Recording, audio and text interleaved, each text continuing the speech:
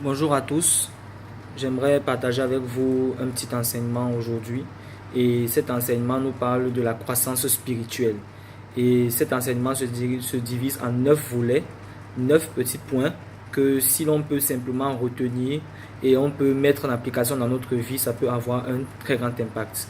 Le tout premier point nous dit, la croissance spirituelle a pour finalité que tu puisses marcher de tes propres ailes. Spirituellement, j'entends. Tu puisses marcher de tes propres ailes. Ça veut dire quoi? Ça veut dire que grandir spirituellement t'amènera un jour à un niveau où tu seras capable d'être, de prendre tes propres décisions. Tu commences dans la foi à un niveau où tu as besoin de quelqu'un. Tu as besoin de quelqu'un pour prendre des décisions à ta place. Pourquoi? Parce que tu ne sais pas encore bien écouter la voix de Dieu. De la même manière qu'un bébé qui vient de naître ne sait pas encore vraiment, n'a pas ses facultés auditives et même visuelles ne sont pas encore parfaitement développées. Donc ce bébé a donc du mal à pouvoir voir, à pouvoir entendre. Et de la même manière, lorsque nous naissons, parfois nous avons, à notre naissance, nous avons du mal à voir, nous avons du mal à être capable d'entendre exactement ce que le Seigneur nous dit. Et donc, c'est normal qu'au début, nous avons besoin de quelqu'un qui soit là derrière nous tout le temps pour nous aider dans chaque petit aspect où nous avons besoin d'écouter la voix de Dieu.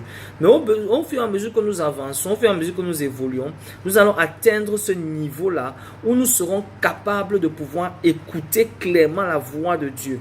À ce moment-là, le rôle de notre leader n'est plus d'écouter Dieu à notre place, mais de nous aider comme ça à interpréter ce que Dieu dit. Par exemple, ce n'est pas parce que je suis capable d'entendre et que je suis capable de voir et que je suis capable de réfléchir que ça veut dire que je n'ai plus besoin de conseils de mes parents. Moi, je parle sur un plan physique. J'ai toujours besoin des conseils de mes parents car ils sont passés par là. Ils ont vu des choses. Ils ont une expérience. Et il y a une raison pour laquelle ils sont là où ils sont. Donc, voilà. Donc, j'ai toujours besoin de leurs conseils. De la même manière, même si on grandit spirituellement, et qu'on est capable d'écouter la voix de Dieu, nous devons savoir que nos leaders, on aura toujours besoin d'avoir quelqu'un qui sera là comme un grand frère, comme une grande sœur, comme un guide, comme un coach, comme quelqu'un qui sera capable de nous aider à davantage comprendre et déployer ce qu'il y a à l'intérieur de nous, comment nous aider à mieux marcher dans notre relation avec le Seigneur. Donc, c'est très très très important et c'est vraiment le tout premier point que je voulais décliner aujourd'hui dans la croissance spirituelle. C'est tout simplement de nous faire comprendre que la croissance spirituelle a pour finalité que nous puissions marcher de nos propres ailes. Tu seras appelé, toi, tu as une histoire personnelle à écrire avec le Seigneur. Et cette histoire-là, le Seigneur ne peut l'écrire qu'avec toi. Tous les autres autour de toi sont des personnes que le Seigneur place parce que soit tu écriras ton histoire dans le cadre de leur histoire, soit tu écriras ton histoire avec leur assistance. Mais tu dois le savoir et personne ne doit t'obliger à suivre une voie qui n'est pas la voie que le Seigneur a prévue pour toi. Donc, il est extrêmement important que tu le saches.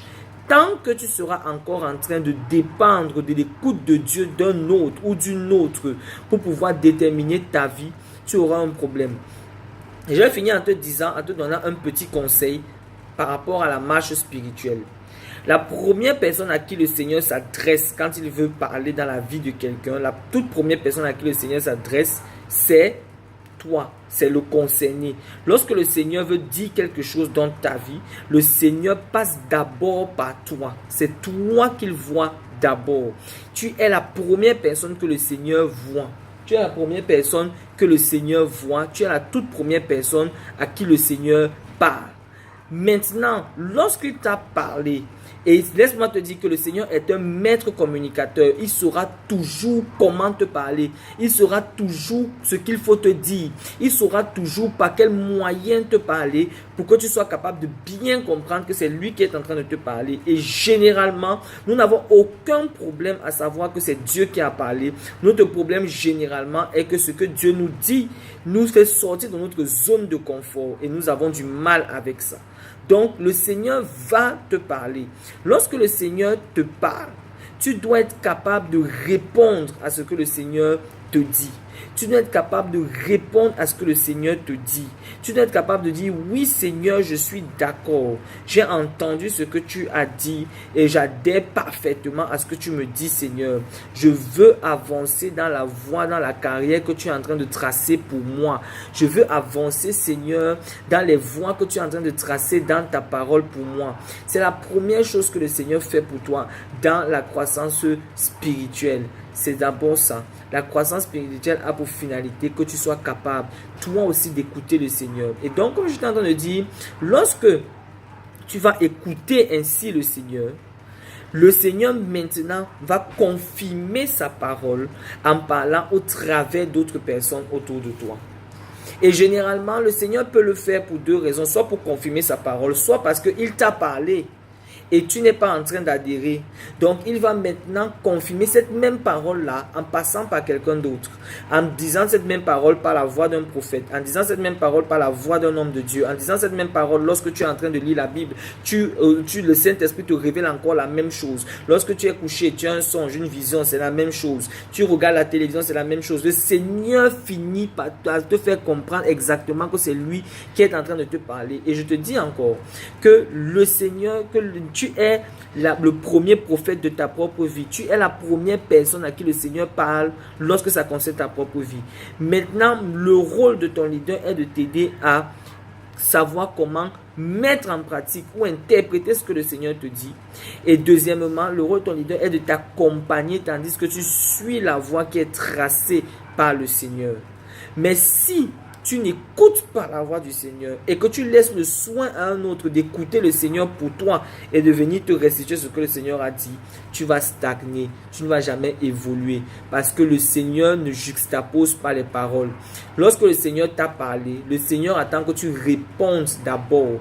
Lorsque le Seigneur te traite d'une certaine manière, le Seigneur attend que tu répondes d'abord au traitement qu'il te fait, à la parole qu'il te donne, avant de pouvoir voir dans quelle mesure il pourra passer à une parole suivante.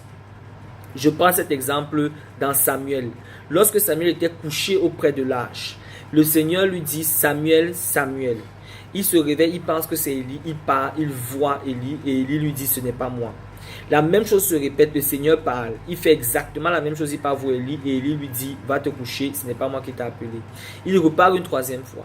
Et là, lorsqu'il va repartir, Élie va lui faire comprendre que attends, la prochaine fois que cette voix va t'appeler Samuel, Samuel, dis-lui Seigneur parle, ton serviteur écoute. Ça veut donc dire quoi? Ça veut donc dire que Élie a très vite compris que c'était l'Éternel qui était en train de parler. Et Élie a su aussi que tant que Samuel ne répondait pas à l'appel du Seigneur, le Seigneur n'allait pas être capable de dérouler cet appel. Et cette histoire nous donne un enseignement fort. Et quel est l'enseignement de cette histoire? C'est que lorsque le Seigneur te parle, le Seigneur ne va pas juxtaposer les paroles. Il va attendre patiemment que tu répondes à cette parole. Et si tu ne peux pas répondre à cette parole, il va s'arranger à parler par la bouche de quelqu'un d'autre pour te renvoyer vers lui, pour que tu répondes à cette parole. Le rôle de ton leader est de t'aider à répondre à la parole du Seigneur. Est de t'aider à répondre à la parole du Seigneur dans ta vie. Et ton rôle est de répondre à cette parole. Cette parole pourra t'amener exactement où le Seigneur veut que tu sois. Mais tant que tu n'y as pas répondu, tu vas continuer à stagner. Donc, c'est là mon enseignement d'aujourd'hui. Je m'arrête là pour aujourd'hui. J'espère que tu vas prendre la peine d'intégrer cet enseignement. Au-delà du style, au-delà de la manière dont j'ai parlé, j'ai vraiment tenu à te passer un message aujourd'hui. Et quel est le message que j'essaie de te faire passer? C'est que tu dois répondre à la parole du Seigneur. Le Seigneur t'appelle. Il a quelque chose de particulier à faire avec toi en cette saison. Et il a besoin que tu répondes à cet appel. Il t'a déjà communiqué ce que tu dois faire. Si tu t'assois, tu sais exactement ce que tu dois faire. Bannis la peur, bannis la crainte, bannis le doute. Et si tu as besoin que ton leader t'aide davantage à répondre à cet appel, n'hésite pas, va vers ton leader. Il va t'aider à répondre à cet appel. Mais réponds à cet appel car ta vie et ta croissance spirituelle en dépendent. tu es abondamment béni. La plénitude de Dieu réside en toi. Tu es la gloire du Seigneur. Tout ce que tu fais réussit. Parce que à partir d'aujourd'hui, je sais que tout ce que tu vas faire sera une réponse à l'appel de Dieu dans ta vie. Alléluia. Amen. C'était le pasteur Thierry. Si tu écoutes ce message, ne ferme pas tes oreilles, n'endurcis pas ton cœur.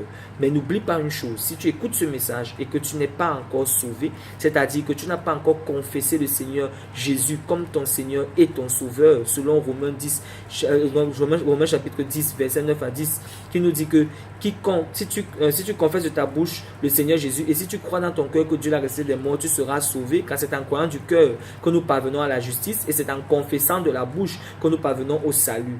Donc, si certainement toi aussi tu veux accomplir ta destinée, n'oublie pas que nos destinées ne s'accomplissent qu'en Jésus-Christ.